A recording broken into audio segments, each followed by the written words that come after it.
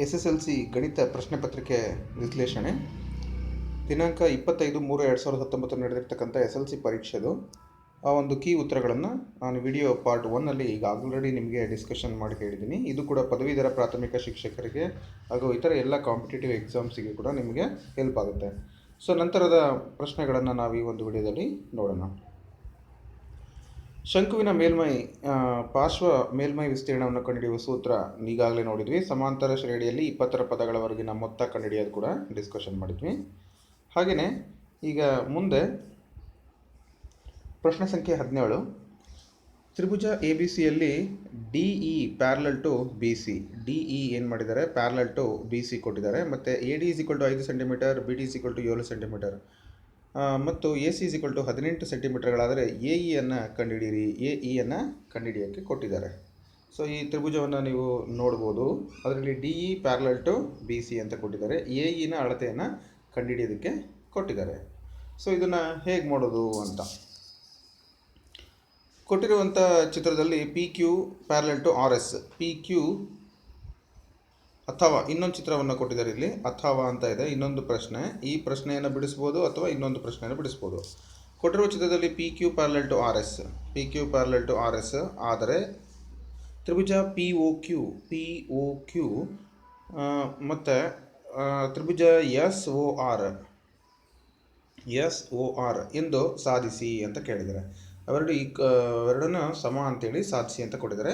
ಮೊದಲನೇದಕ್ಕೆ ಉತ್ತರ ನಾವು ನೋಡೋಣ. AD/AB = AE/AC.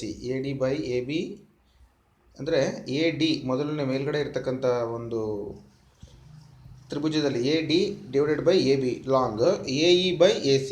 ಸೊ ಇದನ್ನು ನಾವು ಅದು ಅರ್ಥ ಮಾಡ್ಕೋಬೇಕು. ನೆಕ್ಸ್ಟ್ ಅದು ವ್ಯಾಲ್ಯೂನ ಸಬ್ಸ್ಟಿಟ್ಯೂಟ್ ಮಾಡಿದ್ವಿ. 5/12 ಮತ್ತು AE/18 ಆಗುತ್ತೆ. ಸೊ ಇದನ್ನು ಕ್ರಾಸ್ ಮಲ್ಟಿಪ್ಲಿಕೇಶನ್ ಮಾಡಿದರೆ ನಿಮಗೆ AE ವ್ಯಾಲ್ಯೂ ಸಿಗುತ್ತೆ. ಅಂದರೆ 5/12 × 18 = AE. AE = 15/2 ಅಂದರೆ 7.5 ಸೆಂಟಿಮೀಟರ್. ಯಾವುದೇ ಪರ್ಯಾಯ ವಿಧಾನದಲ್ಲಿ ಮಾಡಿದರೂ ಕೂಡ ಪೂರ್ಣಾಂಕವನ್ನು ಕೊಡ್ತಾರೆ ನಿಮಗೆ. ಬೇರೆ ಮೆಥಡಲ್ಲಿ ಕೂಡ ನೀವು ಮಾಡ್ಬೋದು. ಅದೇ ರೀತಿ ಇನ್ನೊಂದು ಪ್ರಶ್ನೆ ಇತ್ತಲ್ಲ ಇದು. ಸೊ ಇದರಲ್ಲಿ ತ್ರಿಭುಜ POQ ಮತ್ತು ತ್ರಿಭುಜ SOR ಇದರಲ್ಲಿ ಏನಾಗಿದೆ ಅಂದರೆ ಎರಡು ಸಮ ಅಂತೇಳಿ ನಾವು ಸರ್ವಸಮ ಅಂತ ತೋರಿಸ್ಬೇಕು. ಹೇಗೆ? P ಕೋನ = S ಕೋನ, Q ಕೋನ = R ಕೋನ, POQ = ROS. ಯಾಕೆ? ಶೃಂಗಾಭಿಮುಖ ಕೋನಗಳು, ಅವು ಪರ್ಯಾಯ ಕೋನಗಳು. ಹಾಗಾಗಿ ಇದಕ್ಕೆ ಎಲ್ಲವೂ ಕೋನಗಳು ಆ್ಯಂಗಲ್ AAA ಅದರ ಪ್ರಕಾರ ಇದನ್ನು ನಾವು ಸರ್ವಸಮ ಅಂಥೇಳಿ ಕರಿತೀವಿ. So simple. ಹಾಗೆ ಇನ್ನೊಂದು ಪ್ರಶ್ನೆ. ಈ ಕೆಳಗಿನ ರೇಖಾತ್ಮಕ ಸಮೀಕರಣಗಳನ್ನು ಜೋಡಿಗಳನ್ನು ಸೂಕ್ತ ವಿಧಾನದಿಂದ ಬಿಡಿಸಿ ಅಂತಿದೆ. x + y = 5, 2x - 3y = 5. So ಇದನ್ನು ನಾವು ಏನು ಮಾಡಬೇಕಾಗುತ್ತೆ ಅಂತ ಹೇಳಿದ್ರೆ ಈಕ್ವೇಷನ್ 1 ಮತ್ತು ಈಕ್ವೇಷನ್ 2 ಅಂತ ತೊಗೋಬೇಕು. ಈಕ್ವೇಷನ್ 1 ಮತ್ತು 2ನಲ್ಲಿ ಏನಪ್ಪ ಅಂತ ಹೇಳಿದರೆ ಬಹಳ ಮುಖ್ಯವಾಗಿ ಅವರು y ವ್ಯಾಲ್ಯೂವನ್ನು ಸಪ್ರೇಟ್ ಮಾಡ್ಕೊಂಡಿದ್ದಾರೆ. ಈಕ್ವೇಷನ್ 1ನಲ್ಲಿ y = 5 - x ಆಯಿತು. ಅದನ್ನು ಈಕ್ವೇಷನ್ 2ಗೆ ಸಬ್ಸ್ಟಿಟ್ಯೂಟ್ ಮಾಡಿದಾಗ y ವ್ಯಾಲ್ಯೂ 2x - 3 × 5 - x = 5 ಆಯಿತು. ಮಲ್ಟಿಪ್ಲಿಕೇಶನ್ ಮಾಡಿದಾಗ 2x - 15 + 3x = 5 ಆಯಿತು. ಈಗ 2x ಮತ್ತು 3x ಕೂಡಿದರೆ 5x ಆಯಿತು. 5x - 15 = 5 ಮತ್ತು 15 ಆಚೆ ಕಳಿಸಿದರೆ ಏನಾಗುತ್ತೆ? 15 ಪ್ಲಸ್ ಆಗುತ್ತೆ. 15 5 20 ಆಯಿತು. ಸೊ x = 20/5, x ಬೆಲೆ 4 ಆಯಿತು. ಅದನ್ನು ಇನ್ನೊಂದು ಸಮೀಕರಣಕ್ಕೆ ಹಾಕಿದಾಗ x + y = 5 ಅಲ್ವಾ? x ಜಾಗಕ್ಕೆ 4 ಹಾಕಿದಾಗ 4 + y = 5, y = 5 - 4, y ವ್ಯಾಲ್ಯೂ 1 ಬಂತು. ಸೊ ವರ್ಜಿಸುವ ವಿಧಾನದಿಂದಲೂ ಕೂಡ ಮಾಡ್ಬೋದು. ಅಂದರೆ ಅದೊಂದೇ ಮೆಥಡ್ ಅಂತಲ್ಲ. ವರ್ಜಿಸುವ ವಿಧಾನ ಏನಪ್ಪ ಅಂತ ಹೇಳಿದ್ರೆ, ಒಂದನೇ ಈಕ್ವೇಷನ್ಗೆ 2ಅನ್ನು ಮಲ್ಟಿಪ್ಲೈ ಮಾಡಿದಾಗ 2x ಸಮ ಆಗುತ್ತೆ. ಕ್ಯಾನ್ಸಲ್ ಮಾಡಿ 5y = 5, y = 1 ಬಂತು. ಮತ್ತು ಅದನ್ನು ಇದಕ್ಕೆ ಅಪ್ಲೈ ಮಾಡಿದಾಗ ಏನಾಗುತ್ತೆ? x = 4 ವ್ಯಾಲ್ಯೂ ಬರುತ್ತೆ. ಸೊ ಈ ವಿಧಾನದಿಂದ ಕೂಡ ಮಾಡ್ಬೋದು. ಸೊ ಅದಲ್ಲದೆ ಓರೆ ಗುಣಾಕಾರ ವಿಧಾನದಿಂದ ಕೂಡ ನಾವು ಇದಕ್ಕೆ ಉತ್ತರವನ್ನು ಕಂಡುಹಿಡಿಬೇಕು. ಇಲ್ಲೂ ಕೂಡ x = 4, y = 1 ಬರುತ್ತೆ. ಸೊ ಯಾವುದಾದ್ರೂ ಒಂದು ವಿಧಾನದಿಂದ ನಾವು ಉತ್ತರವನ್ನು ಕಂಡುಹಿಡಿಬೇಕು. ಹಾಗೆ ಮುಂದಿನ ಪ್ರಶ್ನೆ. ಚಿತ್ರದಲ್ಲಿ ತೋರಿಸಿರುವಂತೆ ABCD ಚೌಕದ ಬಾಹುವಿನ ಉದ್ದ 14 ಸೆಂಟಿಮೀಟರ್. ABCD ಚೌಕದ ಬಾಹುವಿನ ಉದ್ದ ಕೊಟ್ಟಿದ್ದಾರೆ. ಪ್ರತಿ ವೃತ್ತವು ಉಳಿದ 3 ವೃತ್ತಗಳಲ್ಲಿ 2ಅನ್ನು ಬಾಹ್ಯವಾಗಿ ಸ್ಪರ್ಶಿಸುವಂತೆ ಎ ಬಿ ಸಿ ಮತ್ತು ಡಿ ಕೇಂದ್ರವಾಗಿರುವ 4 ಸರ್ವಸಮ ವೃತ್ತಗಳನ್ನು ಎಳೆದಿದೆ. ಛಾಯೆಗೊಳಿಸಿರುವಂಥ ಭಾಗದ ವಿಸ್ತೀರ್ಣವನ್ನು ಕಂಡುಹಿಡಿಯಿರಿ. ಅಲ್ಲಿ ಏನು ಶೇಡ್ ಆಗಿದೆ ಅದನ್ನು ನಾವೇನು ಮಾಡಬೇಕು, ಕಂಡುಹಿಡಿಬೇಕು. ಓಕೆ, ನೋಡೋಣ. ಸೊ ಇಲ್ಲಿ ಈ ಚಿತ್ರವನ್ನು ಅಬ್ಸರ್ವ್ ಮಾಡಿದ್ದೀವಿ. ಛಾಯೆಗೊಳಿಸಿದ ವಲಯದ ವಿಸ್ತೀರ್ಣ ಕಂಡುಹಿಡಬೇಕಂದ್ರೆ ಎ ಬಿ ಸಿ ಡಿ ಚೌಕದ ವಿಸ್ತೀರ್ಣ -4 ಇಂಟು ವೃತ್ತ ಚತುರ್ಥಕದ ವಿಸ್ತೀರ್ಣ. ಅಂದರೆ ಎ ಬಿ ಸಿ ಡಿ ಚೌಕದ ವಿಸ್ತೀರ್ಣ ಏನಾಗುತ್ತೆ, ಒಂದು ಬದಿ ಅಂದರೆ ವಿಸ್ತೀರ್ಣ ಅಂತ ಹೇಳಿದಾಗ ಒಂದು ಬದಿ ಎ ಸ್ಕ್ವೇರ್ ಅಂತ ನಾವು ಹೇಳ್ತೀವಿ. ಸೊ ಅದು 14 ಕೊಟ್ಟಿದ್ದಾರೆ, 14 ಸ್ಕ್ವೇರ್ ಆಗುತ್ತೆ. 14 ಸ್ಕ್ವೇರ್ ಅಂದರೆ 196 ಆಗುತ್ತೆ. ಸೊ ವೃತ್ತದ ಚತುರ್ಥಕ ವಿಸ್ತೀರ್ಣ ಅಂದರೆ ಕಾಲು ಭಾಗ ಅಲ್ವಾ, 1/4 πr ಸ್ಕ್ವೇರ್. ಯಾಕೆಂದರೆ ಬರೀ πr ಸ್ಕ್ವೇರು, ಆ್ಯಕ್ಚುಲಿ ಅದು ಕಾಲು ಭಾಗ ಆಗಿರೋದ್ರಿಂದ 1/4 ಇಂಟು πr ಸ್ಕ್ವೇರು ಚತುರ್ಥಕ ಆಗಿರೋದ್ರಿಂದ. ಸೊ ಅದನ್ನು ವೃತ್ತ ಚತುರ್ಥಕ ವಿಸ್ತೀರ್ಣ ಅದನ್ನು ಕಂಡುಹಿಡಿಯೋದಾದರೆ ಏನಾಗುತ್ತೆ, πr ಸ್ಕ್ವೇರು, ಆರ್ ಅಂದರೆ 7 ಬರುತ್ತೆ. ಯಾಕೆಂದರೆ 14 ಒಂದು ಬಾಹು ಅಂದರೆ ಅದರಲ್ಲಿ ಅರ್ಧ ಅದೇನಾಗಿರುತ್ತೆ, ತ್ರಿಜ್ಯ ಆಗಿರುತ್ತೆ. ಸೊ 7, ಅದಕ್ಕಾಗಿ 4 into 1/4 into 22/7 into 7 into 7 into 7. ಯಾಕೆ ಅಂದರೆ 7 ಇಂಟು 7 ಅಂತ. ಸೊ 4 ವೃತ್ತ ಚತುರ್ಥಾಂಕದ ವಿಸ್ತೀರ್ಣ = 22 ಇಂಟು 7 154 ಬಂತು. ಅಂದರೆ ಛಾಯೆಗೊಳಿಸಿದ ಭಾಗದ ವಿಸ್ತೀರ್ಣ 196 ಮೈನಸ್ 154. ಆವಾಗ ಛಾಯೆಗೊಳಿಸಿದ ಭಾಗದ ವಿಸ್ತೀರ್ಣ 42 ಸೆಂಟಿಮೀಟರ್ ಸ್ಕ್ವೇರ್. ಆ ರೀತಿ ಕೂಡ ಮಾಡ್ಬೋದು, ಅಥವಾ ಇಲ್ಲಿ ಪರ್ಯಾಯ ವಿಧಾನವನ್ನು ಕೂಡ ಕೊಟ್ಟಿದ್ದಾರೆ.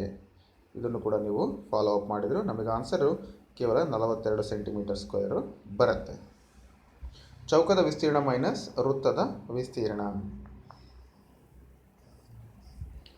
ಸೊ ನೆಕ್ಸ್ಟು 20ನೇ ಪ್ರಶ್ನೆ. 4 ಸೆಂಟಿಮೀಟರ್ ತ್ರಿಜ್ಯವಿರುವ ವೃತ್ತ ರಚಿಸಿ ಮತ್ತು ಸ್ಪರ್ಶಕಗಳ ನಡುವಿನ ಕೋನ 60 ಇರುವಂತೆ ವೃತ್ತಕ್ಕೆ ಒಂದು ಜೊತೆ ಸ್ಪರ್ಶಕಗಳನ್ನು ರಚಿಸಿ. ಸೊ ತ್ರಿಜ್ಯಗಳ ನಡುವಿನ ಕೋನ ಎಷ್ಟು, 180 ಮೈನಸ್ 60 = 120 ತಗೋಬೇಕು. ಯಾಕಂದರೆ 60 ಡಿಗ್ರಿ ಅಂತ ಕೊಟ್ಟಿದ್ದಾರಲ್ವ, ಹಾಗಾಗಿ 180ರಿಂದ ಅದನ್ನು ಕಳೆದ್ರೆ 120 ಬರುತ್ತೆ. ಸೊ 4 ಮೀಟರ್ ಸರ್ಕಲನ್ನು ಹಾಕೊಳ್ಳೋಣ. ಸೊ 120 ಡಿಗ್ರಿಯಲ್ಲಿ ನಾವೇನು ಮಾಡಬೇಕಾಗತ್ತೆ, ಈ ರೀತಿ ಆರ್ಕನ್ನು ಹಾಕ್ಕೊಂಡು ರಚನೆಯನ್ನು ಮಾಡಬೇಕಾಗತ್ತೆ. ಸೊ ಇಷ್ಟು ರಚನೆಯನ್ನು ಮಾಡಿದರೆ ನಮಗೆ ಅಂಕಗಳು ಸಿಗುತ್ತೆ.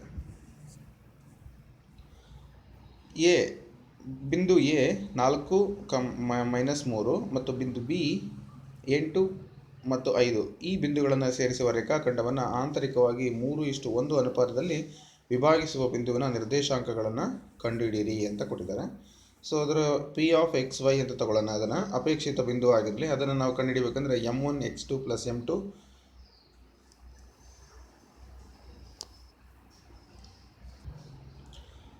Divided by m1 + m2, m1 y2 + m2 y1 divided by m1 + m2 ಅಂತೇಳಿ. ಅಥವಾ ಇದನ್ನು ಇನ್ನೊಂದು ಫಾರ್ಮುಲಾ ಇದೆ ಇದಕ್ಕೆ, mx2 + nx1 divide by m + n, my2 + ny1 divide by m + n ಅಂತೇಳಿ. ಸೊ ಅದನ್ನು ಸಬ್ಸ್ಟಿಟ್ಯೂಟ್ ಮಾಡೋದಾದರೆ ನಮಗೆ ಉತ್ತರ ಕೊನೆಗೆ 28/4 12/4 ಉತ್ತರ ಸಿಗುತ್ತೆ. ಸೊ ಅಂದರೆ x, y = 7, 3. ಯಾಕಂದರೆ 4 7 28, 4 3 12. ಸೊ ಈ ರೀತಿಯಾಗಿ ಬರುತ್ತೆ, ಚೆಕ್ ಮಾಡ್ಬೋದು. ಹಾಗೆ ಇನ್ನೊಂದು ಎಲ್ಲ ಪ್ರಶ್ನೆ ಪತ್ರಿಕೆಗಳಲ್ಲೂ ಕೂಡ, ಅಂದರೆ ನಮಗಿದು ಪದವೀಧರ ಪ್ರಾಥಮಿಕ ಶಿಕ್ಷಕರ ನೇಮಕಾತಿಯಲ್ಲಿ ಕಳೆದ 4 ಪರೀಕ್ಷೆಗಳಲ್ಲಿ, ಅಂದರೆ 2017ರಲ್ಲಿ ಕಾಲ್ ಮಾಡಿದ್ರಲ್ಲಿ 4 ಎಕ್ಸಾಮ್ ನಡೀತು. ಅದರಲ್ಲೆಲ್ಲದರಲ್ಲೂ ಇದೊಂದು ಪ್ರಶ್ನೆ ಕಂಪಲ್ಸರಿ ಇತ್ತು. ಅಂದರೆ ನಿಮ್ಗೆ 2 ಮಾರ್ಕ್ಸ್ ಗ್ಯಾರಂಟಿ ಈ ಥರದ್ದು ನೋಡ್ಕೊಳ್ಳೋದ್ರಿಂದ. ಅದು ಏನಪ್ಪ ಕ್ವಶನ್ ಅಂದರೆ 3 + √5 ಅನ್ನು ಅಭಾಗಲಬ್ಧ ಸಂಖ್ಯೆ ಎಂದು ಸಾಧಿಸಿ. ಇದೇ ರೀತಿ ಬೇರೆ ಕೊಟ್ಟಿರ್ತಾರೆ ಅಷ್ಟೇ, ಸಿಂಪಲ್ಲು. ಏನದು ಅಂತ ಹೇಳಿದರೆ,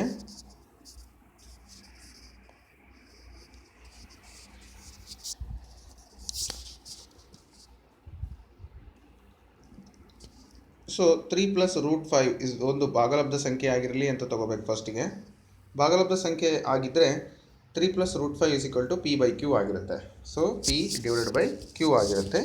ಇದರಲ್ಲಿ p ಮತ್ತು q belongs to z, integers ಆಗಿರ್ತವೆ. q is not equal to 0 ಈ ರೀತಿ ಬರೀಬೇಕು. Next √5 p/q - 3. 3ನ ಆಚೆ ಕಳಿಸಿದ್ರೆ ಏನಾಗುತ್ತೆ, ಅದು √5 ಒಂದೇ ಇಟ್ಕೊಂಡು ಆಚೆ ಕಳಿಸಿದರೆ ಮೈನಸ್ ಆಗುತ್ತೆ. Next √5 p - 3q divided by q ಆಗುತ್ತೆ. ಸೊ ಈಗ ಏನಾಗುತ್ತೆ ಅಂದರೆ p ಮತ್ತು qಗಳು ಪೂರ್ಣಾಂಕಗಳಾಗಿರುವುದರಿಂದ ಅವು ಪೂರ್ಣಾಂಕಗಳಾಗಿರೋದರಿಂದ p-3q/q ಇವು ಭಾಗಲಬ್ಧವಾಗಿದೆ. ಅವು ಪೂರ್ಣಾಂಕಗಳಾಗಿರೋದ್ರಿಂದ ಅದು ಭಾಗಲಬ್ಧ ಆಗಿದೆ, ಯಾಕಂದರೆ ಆಲ್ರೆಡಿ ನಾವು z ಈಕ್ವಲ್ ಅಂತ ಹೇಳಿದ್ದೀವಿ. ಸೊ ಅಂತೆಯೇ √5 ಒಂದು ಅಭಾಗಲಬ್ಧ ಸಂಖ್ಯೆ ಎಂಬ ಸಂಗತಿ ಇದಕ್ಕೆ ವಿರುದ್ಧವಾಗಿದೆ. ಅಂದರೆ √5 ಅಂತಕ್ಕಂಥದ್ದು ಒಂದು ಅಭಾಗಲಬ್ಧ ಸಂಖ್ಯೆ ಆಗಿದೆ. ಅದಕ್ಕೋಸ್ಕರ 3 + √5 ಒಂದು ಭಾಗಲಬ್ಧ ಸಂಖ್ಯೆ ಅಂತೇಳಿ ನಾವಿಲ್ಲಿ ಹೇಳಬೇಕಾಗುತ್ತೆ. ಸೊ ಇಷ್ಟು ಪ್ರೂವ್ ಮಾಡೋದ್ರಿಂದ ನಮಗೆ 2 ಅಂಕಗಳು ಈಸಿಯಾಗಿ ಸಿಗ್ತವೆ. Next p(x) = ax² + bx + c ವರ್ಗ ಬಹುಪದೋಕ್ತಿಯ ಶೂನ್ಯತೆಗಳ ಮೊತ್ತ -3 ಮತ್ತು ಗುಣಲಬ್ಧ 2 ಆದರೆ b + c = 5a ಎಂದು ಸಾಧಿಸಿ. ಈ ಪ್ರಶ್ನೆ ಕೂಡ ಪರೀಕ್ಷೆಯಲ್ಲಿ, ಅಂದರೆ ನಾನು ಕಳೆದ ವಿಡಿಯೋದಲ್ಲಿ ನಾನು ಇದನ್ನು ಶೂನ್ಯತೆಗಳ ಮೊತ್ತ ಮತ್ತು ಗುಣಲಬ್ಧ ಕೊಟ್ಟಾಗಿ ಹೇಗೆ ಕಂಡುಹಿಡಿಯೋದು ಅಂತೇಳಿ ಹೇಳ್ಕೊಟ್ಟಿದ್ದೀನಿ. ಸೊ ನೋಡೋಣ ಉತ್ತರ. ಸೊ ಮೊತ್ತ ಎರಡು ಒಂದು ಶೂನ್ಯತೆಗಳನ್ನು ನಾವು ಆಲ್ಫಾ ಮತ್ತು ಬೀಟಾ ಅಂತ ತಿಳ್ಕೊಳ್ಳೋಣ. ಸೊ ಬಹುಪದೋಕ್ತಿ p(x)ನ ಶೂನ್ಯತೆಗಳಾಗಿರಲಿ. ಆಲ್ಫಾ + ಬೀಟಾ = -3 -b/a = -3, ಅಂದರೆ ಗುಣಲಬ್ಧ -3, ಅಂದರೆ ಮೊತ್ತವನ್ನು ನಾವು -b/a ಅಂತ ತಗೊತೀವಿ. ಸೊ -b = -3a ಆಯಿತು. b = 3a, ಯಾಕಂದರೆ minus gets cancel. b = 3a ಆಯಿತು. ಸೊ ಆಲ್ಫಾ × ಬೀಟಾ = 2, c/a ಅಂದರೆ 2 ಆಗಿರುತ್ತೆ. c = 2a. Equation number 1 b = 3a, c = 2a. ಇವೆರಡನ್ನು ಆ್ಯಡ್ ಮಾಡೋಣ. b + c = ಏನಾಗುತ್ತೆ 3a + 2a. b + c = 5a. ಅವ್ರಿಗೆ ಕೇಳಿದ್ದು ಅದೇ ನೋಡಿ ಪ್ರಶ್ನೆ. ಏನು ಕೇಳಿದ್ದಾರೆ ಅವರು? p(x) = a² + ax² + bx + c ವರ್ಗ ಬಹುಪದೋಕ್ತಿಯ ಶೂನ್ಯತೆಗಳ ಮೊತ್ತ -3 ಮತ್ತು ಗುಣಲಬ್ಧ 2 ಆದರೆ b + c = 5a ಎಂದು ಸಾಧಿಸಿ. ಈ ರೀತಿಯಾಗಿ ನಾವು ಸಾಧಿಸಬೇಕು. ಸೊ b + a = ಏನಾಯಿತು 5a ಆಯಿತು. ಇದನ್ನು ಕೂಡ ಪರ್ಯಾಯ ವಿಧಾನದಲ್ಲಿ ಮಾಡಬಹುದು. ಒಟ್ಟು b + c = 5a ಉತ್ತರ ಬರಬೇಕು.